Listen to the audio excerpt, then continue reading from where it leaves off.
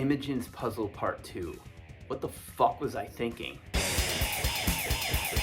Brian Garcia comments, I definitely wouldn't mind hearing the approach to writing Imogen's Puzzle Part 2.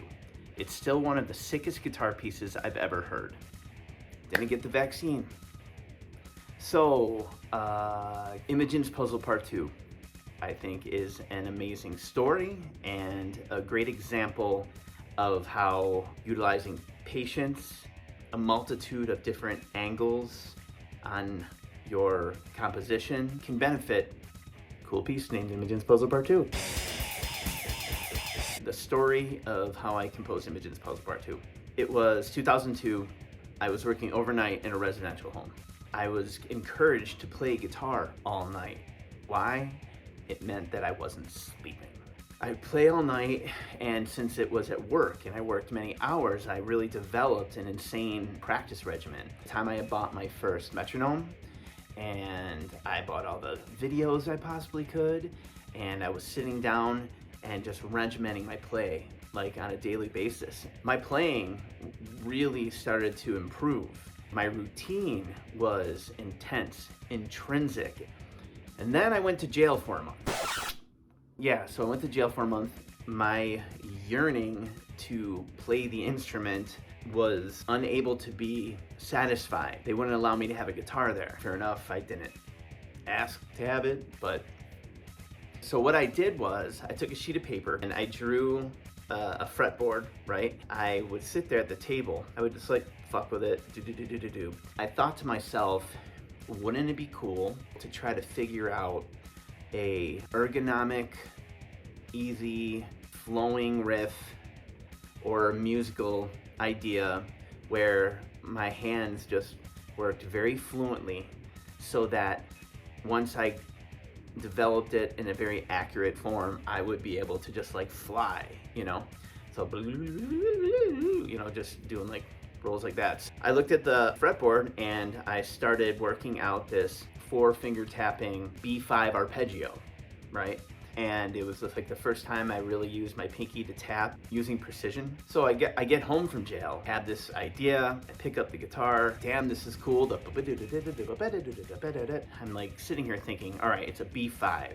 Now the cool thing about a B5 or any 5 chord, it is a foundation that can be used to branch out in so many different ways. Almost every voicing has a root and a fifth. If it's a minor scale, a major scale, as long as it doesn't have a flat 5, and fuck, if it has a flat 5, go for it anyways.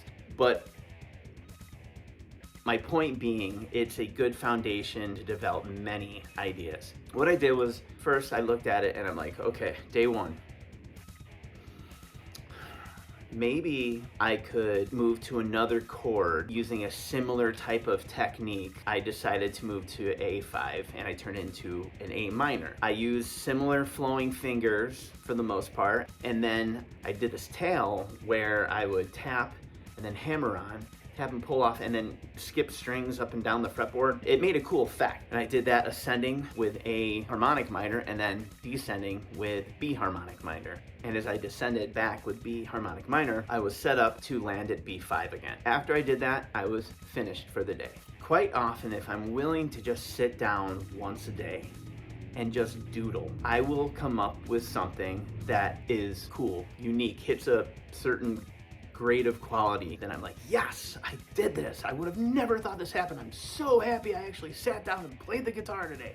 The next day, I sit down, I have a B5. Where am I gonna go? The day before, I thought chordally in a little bit of like similar motion. So I'm like, all right, I went from B5 to A5 and turned that into a chord. This day, I'm like twiddling with the guitar and I stumbled upon this interesting 3-note, 2-octave thing I could do with my left hand or my right hand, where I was like, I could just bobble on all these weird strings, and I'm like, all right, here's a weird effect I'm creating by doing this certain technique. I started from B and I worked through a bunch of different melodies that, you know, the octave was moving all around. My point being was, I now based it off of like a technique I came up with that had a certain effect, and I'm like, how do I use that? And I'm like, wow, that was really cool. And then finished. All right, the next day, I'm like, all right, I'm back to B5 again. what am I gonna do? I thought about how I really liked the tail in the first part where I was skipping strings to go from the lower register to the higher register of the guitar, like low E to D, A to G, D to B, G to high E, and then backwards. I'm like, that's kind of a cool wobbly effect. I'm going to do that. Okay, so I got a technique idea I'm going to do. And I'm like, well, how am I going to bring some like rhyme and reason to it? And I thought, well, what if I looked at the B harmonic minor scale and I traveled in fifths around that scale? For example, B, I would then go to F sharp, and then I would go to C sharp, and then I would go to G, and then I would go to D, and etc. What I'll do is I will look at the major or minor gender of each chord degree in the scale. For example, B would be B minor, C sharp would be C sharp diminished, a minor third. The next one would be D, that's a major, A minor, F sharp major, G major, etc. So I'm like, okay, what I'll do is, starting from the low E, E, D, A, G, D, B, da, da, da, da, da. Ascending B harmonic minor scale using that technique. So now that I'm on the high E string and I ascended with B, since the F sharp in B harmonic minor is a major degree, I would then descend in a key of F sharp, but I would modulate to F sharp harmonic minor. I would modulate to F sharp harmonic major. So I wouldn't stay in a mode of the scale because you really wouldn't be changing the notes at all. But to make it interesting, I had it descend from the high E string to the low E string using F sharp harmonic major. And now that I'm at the lower register, I'm about to move up again. I went to C sharp, which would be the next in the B harmonic minor scale. And because it is a minor degree, I would then ascend, skipping strings, but this time in C sharp harmonic minor. The next one was G. That was major, so I would do G harmonic major scale back down, and I just kept going through that. So you had these like discombobulated jumps, and the string motion wasn't exactly the most intuitive, and the keys were just changing all over the place, and it was just this big interesting collection of notes. My point being, that time I'm like thinking about some weird theory concept, abstract thoughts and whatever. And then after that, I went through, I ended at B again, and I did this chromatic roll that begins at B and ends at a higher B, I believe, or maybe it's F sharp, can't remember. But then I go from that point, I do these tapping tetrachord in B major, and it goes flying all around, and then it builds up to a chromatic run that goes right back down to B5. And now we're back to home base, B5. Basically, the majority of that song just continued to go that way. There's like a time I'm writing, I came up with this weird, interesting idea where I would have my finger moving on the string while I'm doing some stuff like that, or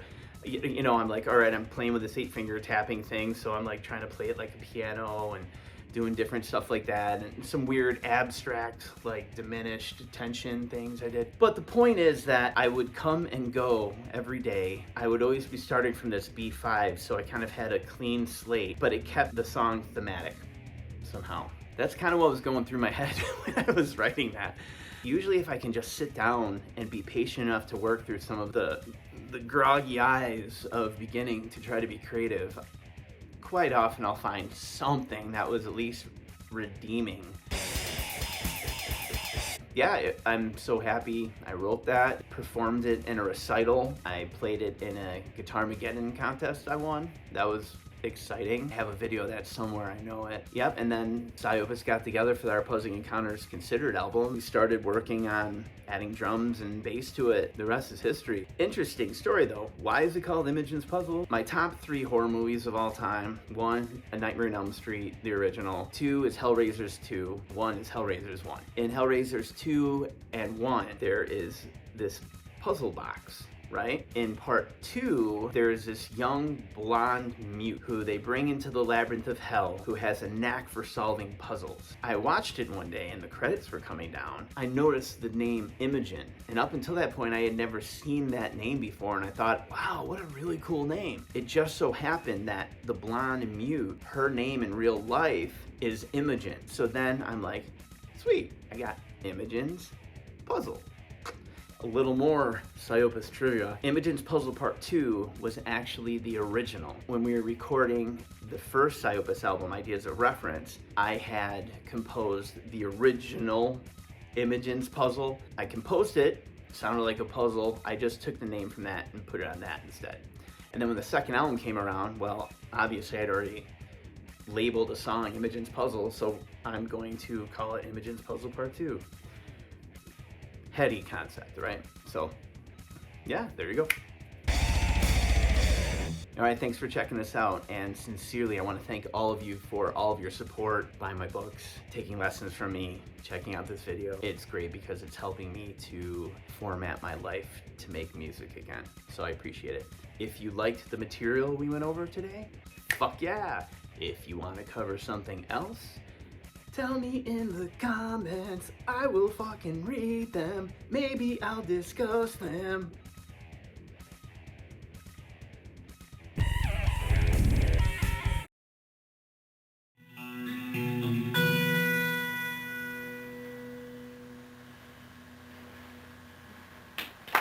No.